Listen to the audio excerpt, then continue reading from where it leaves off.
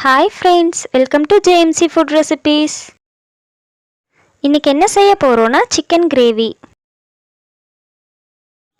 Chicken gravy செய்ய தேவையான பொருட்கள் என்னென்னன்னு பார்த்தறலாம்.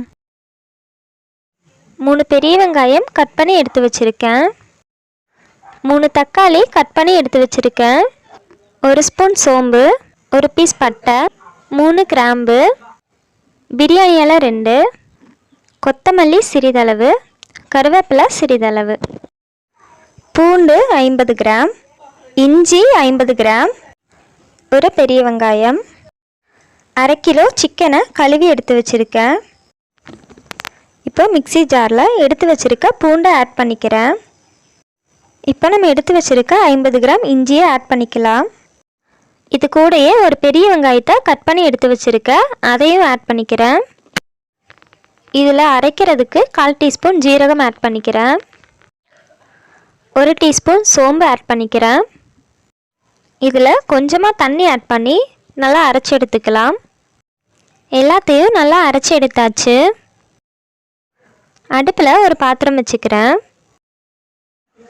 தேவையான அளவு எண்ணெய் ஆட் பண்ணிக்கிறேன். எண்ணெய் நல்லா சூடானதும் எடுத்து வச்சிருக்கிற சோம்பு, பிரியாணி இலை, பட்டை, கிராம்பு இது எல்லாத்தையும் ஆட் பண்ணிக்கலாம். இதெல்லாம் நல்லா பொரிஞ்சதும் கட் பண்ணி வச்சிருக்க 2 பெரிய வெங்காயத்தை ஆட் பண்ணிக்கிறேன். இதை நல்லா வதக்கிக்கலாம். இப்போது எடுத்து வச்சிருக்க கருவேப்பிலையை ஆட் பண்ணிக்கிறேன். வெங்காயத்தை நல்லா பொன்னிறமாக வதக்கி எடுத்துக்கலாம்.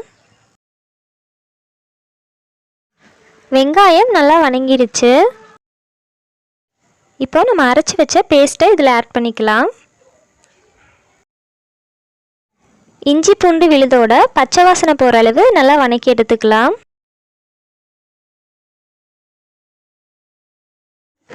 இஞ்சி பூண்டு பேஸ்ட்டு பச்சை வாசனை போகிற அளவு நல்லா வதங்கிடுச்சு. இப்போ நம்ம கட் பண்ணி வச்சுருக்க தக்காளியை ஆட் பண்ணிக்கலாம்.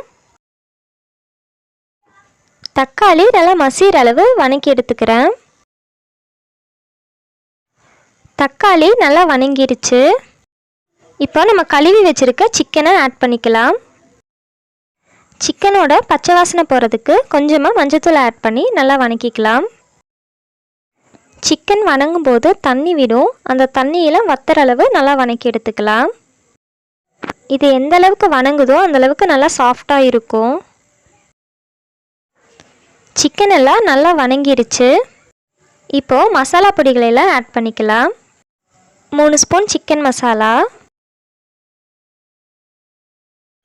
1 ஸ்பூன் மிளகாய் பொடி, இதெல்லாம் சேர்த்து நல்லா வதக்கிக்கலாம்.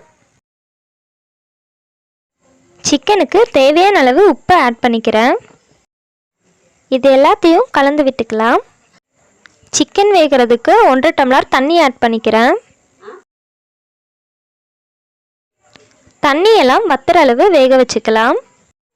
கறி நல்லா வெந்துடுச்சு. லாஸ்ட்டாக எடுத்து வச்சுருக்க கொத்தமல்லி தழையை ஆட் பண்ணி அடுப்பை ஆஃப் பண்ணிடலாம். சிக்கன் கிரேவியை பவுலுக்கு ட்ரான்ஸ்ஃபர் பண்ணிட்டேன். சுவையான சிக்கன் கிரேவி ரெடி ஆயிடுச்சு. இந்த வீடியோ உங்களுக்கு பிடிச்சிருந்துச்சுன்னா JMC ஃபுட் ரெசிபீஸ் சேனலை லைக் பண்ணுங்கள், ஷேர் பண்ணுங்கள், கமெண்ட் பண்ணுங்கள், மறக்காமல் சப்ஸ்கிரைபும் பண்ணிடுங்க. Thank you friends.